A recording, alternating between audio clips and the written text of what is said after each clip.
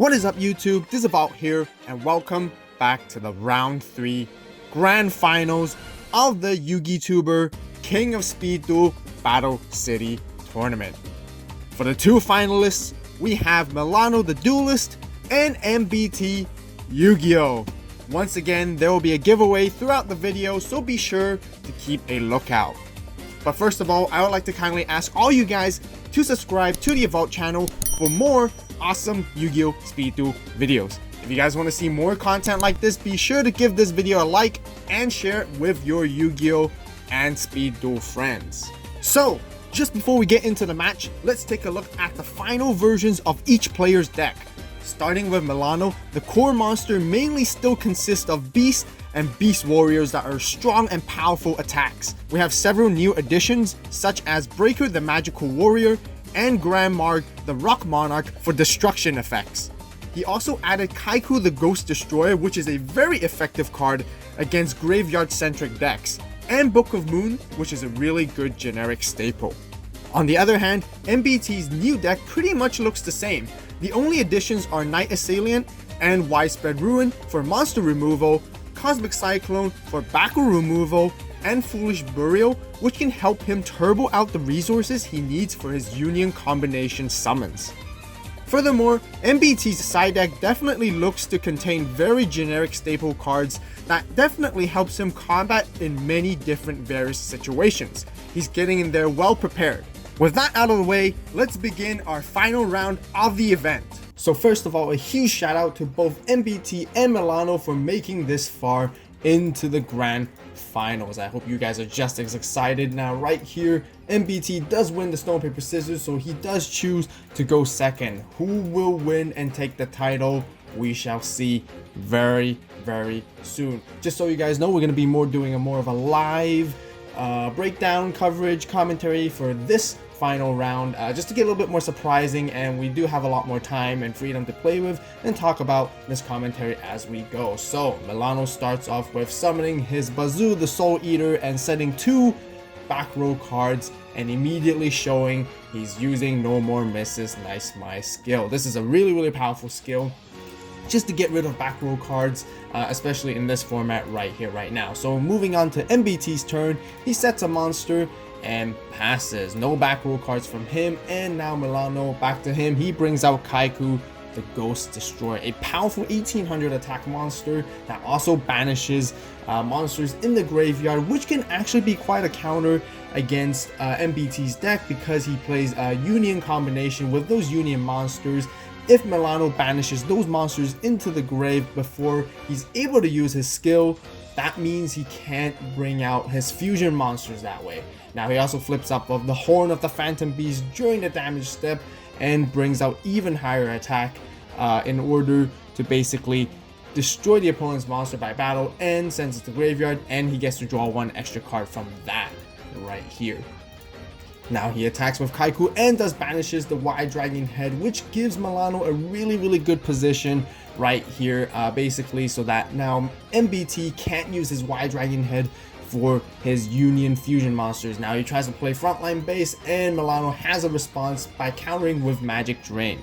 And MBT does let that resolve, so he brings out X Head Cannon this time with a United We Stand. So actually it worked out quite well for him right here, because United We Stand becomes a very pivotal card right here to help him overcome the monsters and change the tide back. And now that he destroys Bazoo, he ends his turn and passes it back to Milano. Milano brings out another powerful beater, Vorse Raider, right here. However, X Head Cannon does have 2600 attack, which makes him so very beefy and very powerful, and it's going to be difficult to overcome that right here. Oh! And the surprise shrink right here. And so that he brings X Head Cannon from 2600 all the way to 1300 attack. Now Vorse Raider is able to swing in easily with no back row cards on MBT's side, meaning that Milano will be able to do even more damage right here, and banishing that X Head Cannon, which really, like I mentioned earlier on before, with Kaiku prompting its effect, activating that to banish those monsters, it really puts MBT in a very sticky situation right here. So with 3 cards left to play on his hand, let's see if he can still hold this down and may potentially make a comeback. He does set a monster and a back row card, passing back to Milano. Milano is just going to furiously keep on attacking, getting that game one, and it turns out to be a Knight Assailant right here, popping that Kaiku, and MBT does survive for one more turn here.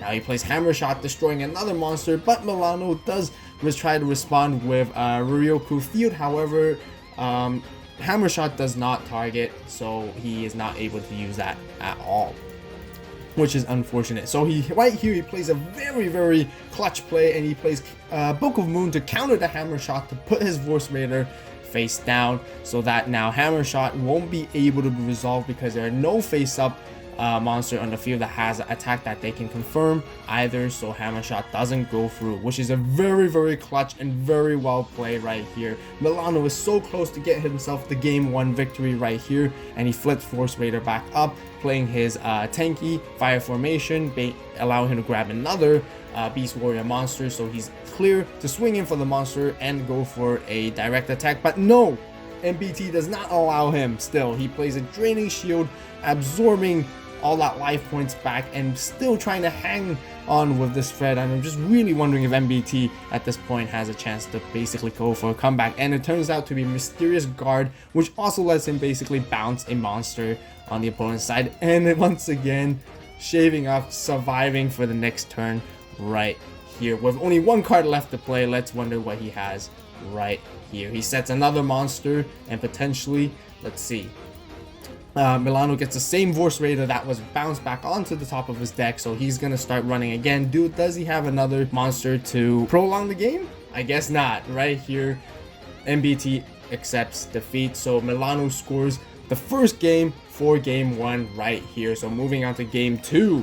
This time MBT gets to choose, and he does choose to go second, of course, just because to get that extra draw power or draw a card for the very second turn. Milano sets a monster and pass. MBT basically probably sees an opportunity right here, but he only sets a back row with no monsters, which is definitely weird. So passing it back, and then Milano plays tanky once again, grabbing himself Enraged Battle Ox, and then he's ready to go swing in for some massive damage and go aggressive for attack. He sets another back row and blazes Mage Power right here, equipping it to Enraged Battle Ox, which basically boosts his attack even more. He sees a clear field right here for direct attacks. He might as well use it and utilize it. Also flips up his skill, nowhere misses Nice Smite at the same time, and try to deal as much damage as he can with Enraged Battle Ox and Mage Power. That's 1, 2, 3, 1500 additional attack, 3200 attack Enraged Battle Ox. He's very close to turning this into an OTK right there, and I can see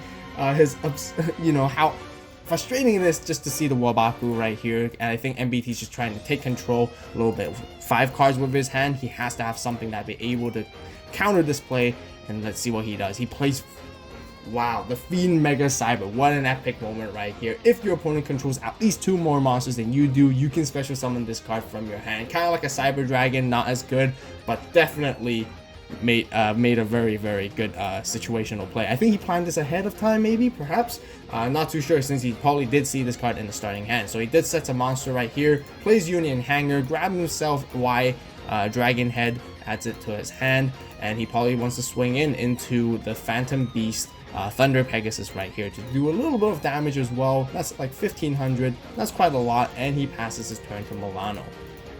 Now Milano goes straight into battle phase using Enraged Battle Ox as 3200, attacking into the Fiend Mega Cyber right here. Actually, my mistake, has another 100 attack because of Fire Formation tanky right here. So actually early Milano, if that attack did go through without Wabaku, he can actually OTK right there without a doubt. So he did take out the Fiend Mega Cyber, and Union Hanger is destroyed because of No More Misses Nice Smile's effect right here. And at the same time, he plays this, increasing 800 attack in the damage step, so that basically dealing another 800 damage to MBT. Gets to get his draw card right here because of the horn of the Phantom Beast as well, so I guess he now passes back to MBT. Situation looks really good on Milano's side at the moment. MBT still is playing sort of defensively, but wait, right here, Mysterious Guard bounces Enraged Battle Ox or spins him back to the top of the deck right here, and basically Mage Power is gone. All that aggressiveness is just one card, all gone.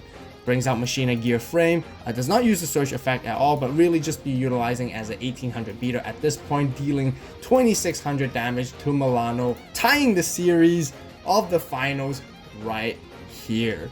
Just before we continue to our game 3, final game for today, we will take a short break for the giveaway. For today's free giveaway, it will be one copy of the Speed Duel Battle City box set.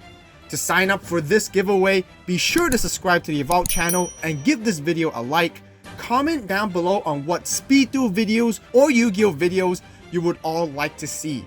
Your feedback and suggestions are always highly valuable. Also follow AVAULT on Twitter, Facebook, and Instagram.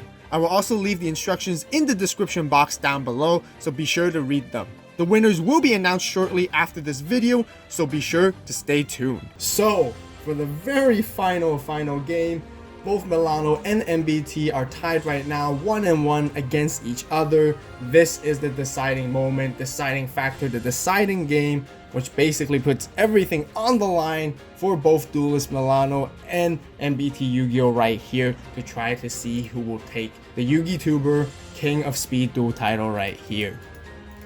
So Milano does obviously choose to have MBT to go first, so he wants to go second for the draw. As always, for now, it's pretty standard for speed duels, as we all know, and Milano wants to start striking aggressively in his first turn right here himself. He is playing second actually, so he does search for his Enraged Battle Ox, summons it, no more misses Nice Smile once again, and starts attacking into that monster. Turns out to be a Wall of Illusion, and with tanky, Enraged Battle Ox is at 18, Wall of Illusion is 1850, which deals 50 damage to Milano and bounces Enraged Battle Ox back to his hand. So now going back to MBT, now he brings out Machina Gear Frame and basically puts Wall of Illusion to attack position, hoping to swing in for some direct damage right here and see if Milano would take it.